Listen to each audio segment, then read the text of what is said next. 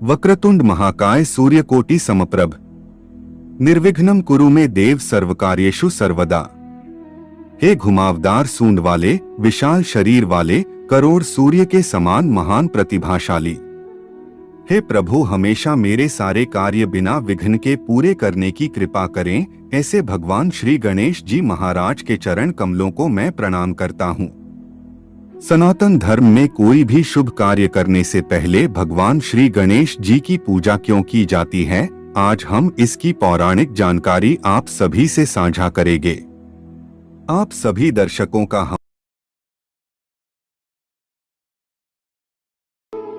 कृपया वीडियो को अंत तक देखें व चैनल को सब्सक्राइब और वीडियो को लाइक करें। अधिक समय न लेते हुए आरंभ करते हैं।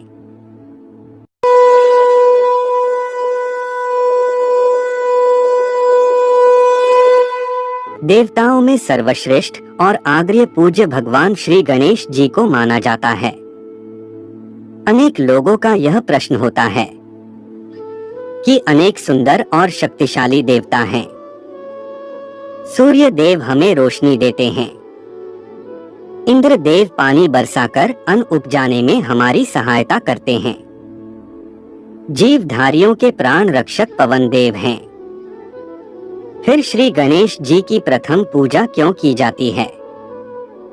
दरअसल किसी भी पूजा, आराधना, अनुष्ठान व कार्य में कोई विघ्न बाधा न आए, इसलिए सर्वप्रथम गणेश पूजा करके उसकी कृपा प्राप्त की जाती है। इसके पीछे पौराणिक कथा भी है। एक बार समस्त देवताओं में इस बात पर विवाद उत्पन्न हुआ कि धरती पर किस देवता की पूजा समस्त देवगणों से पहले हो। सभी देवता स्वयं को सर्वश्रेष्ठ बताने लगे। तब नारद जी ने इस स्थिति को देखते हुए सभी देवगणों को भगवान शिव की शरण में जाने व उनसे इस प्रश्न का उत्तर बताने की सलाह दी। जब सभी देवता भगवान शिव के समीप पहुँचे तो उनके मध्य इस झगड़े को देखते हुए भगवान शिव ने इसे सुलझाने की एक योजना सोची। उन्होंने एक प्रतियोगिता आयोजित की। सभी देवगणों को कहा गया कि वे सभी अपने अपने वाहनों पर बैठकर इस पूर्ण ब्रह्मांड का चक्कर लगाकर आएं। इस प्रतियोगिता में जो भी सर्वप्रथम ब्रह्मांड की परिक्रमा कर उनके पास पहुंचेगा, वही सर्वप्रथम पूजनीय माना जाएगा। सभी देवता अपने अपने वाहनों को लेकर परिक्रमा के लिए निकल पड़े। गणेश जी भी इसी प्रतियोगिता का हिस्सा थे, लेकिन गणेश जी बाकी देवताओं की तरह ब्रह्मांड के चक्कर लगाने की जगह अपने माता पिता शिव पार्वती की साथ परिक्रमा पूर्ण कर उनके सम्मुख हाथ जोड़कर खड़े हो गए। जब समस्त देवता अपनी अपनी परिक्रमा करके लौटे, तब भगवान शिव ने श्री गणेश को प्रतियोगिता का विजयी घोषित कर दिया। सभी देवता यह निर्णय सुनकर अचंभित हो गए और शिव भगवान से इसका कारण पूछने लगे। तब शिवजी ने उन्हें बताया कि माता पिता को समस्त ब्रह्मांड एवं समस्त लोक में सर्वोच्च स्थान दिया गया है, जो देवताओं व समस्त सृष्टि से भी उच्च माने गए हैं। तत्पश्चात श्री गणेश जी ने सभी देवताओं के समक्ष तर्क प्रस्तुत किया कि तीनों लोकों की सूक्ष्म प्रदा माता पिता के चरणों में विराजित है। माता पिता के चरण सेवा ही सर्वप्रिय है। जो इनके चरणों को छोड़कर लोकों का भ्रमण करता है, उसका सारा परिश्रम व्यर्थ चला जाता है। अर्थात गणेश जी में जो विशेषताएं हैं, यदि मानव उन्हें ग्रहण कर ले तो वह भी अपने समाज में प्रथम पूज्य बन जाएगा। श्री भगवान गणेश का विशाल मस्तक हमें लाभदायी विचार ग्रहण करने की प्रेरणा देता है। उनके बड़े बड़े कान उत्तम विचारों को सुनने की प्रेरणा देते हैं। नीचे की ओर लटकी नाक खतरों को सूंघने की प्रेरणा देती है। एक दंत हमें वचनबद्ध तथा छोटी आंखें ध्यान की ओर संकेत करती है। मोटा पेट पाचन शक्ति और धैर्यता का प्रतीक है।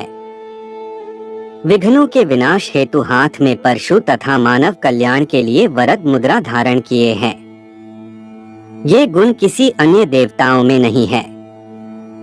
इस विषय में दूसरी पौराणिक कथा शिव पुराण से मिलती है कि जब भगवान श्री गणेश और भगवान श्री कार्तिकेय जब विवाह योग्य हुए तो उनके माता पिता अर्थात भगवान शिव और माता पार्वती जी ने उनके सामने विवाह की बात रखी तो वे दोनों ही विवाह करने से इनकार करने लगे। लेकिन जब भगवान शिव और माता पार्वती ने उनको समझाया तो वे विवाह करने के लिए राजी हो गए। लेकिन अब विवाह पहले किसका किया जाए, यह बात उलझ गई, क्योंकि दोनों ही विवाह योग्य, दोनों ही अत्यंत सुंदर, दोनों ही अत्यंत बलशाली थे। ऐसे में भगवान शिव और माता पार्वती को कार्य सुझा इन दोनों की परीक्षा ली जाए।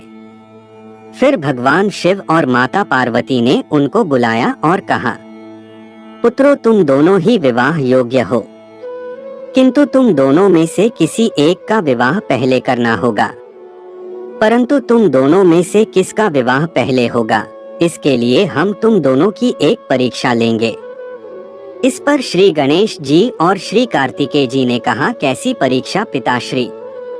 इस पर भगवान शिव ने कहा, एक छोटी सी परीक्षा लेंगे कि तुम दोनों ने तीनों लोकों की परिक्रमा करनी है, लेकिन तुम दोनों में से जो परिक्रमा पूरी करेगा उसका विवाह पहले होगा।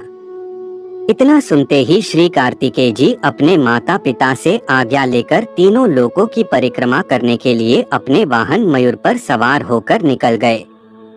अब श्री गणेश जी सोच में पड़ गए कि मेरा वाहन तो मुसक है और मेरा शरीर भारी है, ये बेचारा कैसे करवाएगा मुझे तीनों लोकों की परिक्रमा। फिर उन्होंने चिंतन किया और अपनी बुद्धि लगाई तो उन्हें स्मरण हुआ कि भगवान शिव और माता पार्वती बीच में बैठे हैं और गौवंश नंदी उनके सम्मुख बैठा है, मुझे इनकी ही परिक्रमा करनी चाहिए। फिर श्री गणेश जी उनसे आज्ञा लेते हैं और उनकी 3 परिक्रमा पूरी करते हैं। इसके बाद वे अपने माता पिता के चरणों में बैठकर बोलते हैं कि हे पिताश्री, हे माताश्री, मैंने तीनों लोकों की 3 परिक्रमा कर ली। इस पर भगवान शिवजी बोले, हे पुत्र, तुमने तो तीनों लोकों की परिक्रमा करने के बजाय हमारी परिक्रमा कर ली। इस पर श्री गणेश जी बोलते हैं कि हे पिताश्री, हे माताश्री, मैंने अपनी बुद्धि से विचार किया और ये शास्त्रों में भी वर्णित है कि पुत्र के लिए उसके माता पिता ही तीनों लोक होते हैं। तीनों लोकों में जो सुख सुविधा उपलब्ध है वे सभी तो माता पिता के चरणों में मिलती है। अतः आप ही मेरे लिए तीनों लोक के समान है, तो मैंने आप दोनों की परिक्रमा कर ली। यह सुनकर भगवान शिव और माता पार्वती अत्यंत प्रसन्न होते हैं और श्री गणेश जी को विजय घोषित करते हैं और कहते हैं, तुमने अपनी विलक्षण बुद्धि से जो कार्य किया है वह अत्यंत ही प्रशंसनीय और शुभ कार्य है। अतः हम तुम्हें वरदान देते हैं कि जिस प्रकार तुमने अपनी चतुर बुद्धि से तीनों लोकों की परिक्रमा पहले पूरी की है, उस प्रकार तीनों लोकों में सर्वप्रथम तुम्हारी पूजा होगी और लोग कोई भी कार्य करने से पहले तुम्हें याद करेंगे। इस प्रकार तभी से शुभ कार्य को करने से पहले भगवान श्री गणेश जी की पूजा की जाती है। तो यह है भगवान श्री गणेश जी को पहले पूजे जाने की कथा।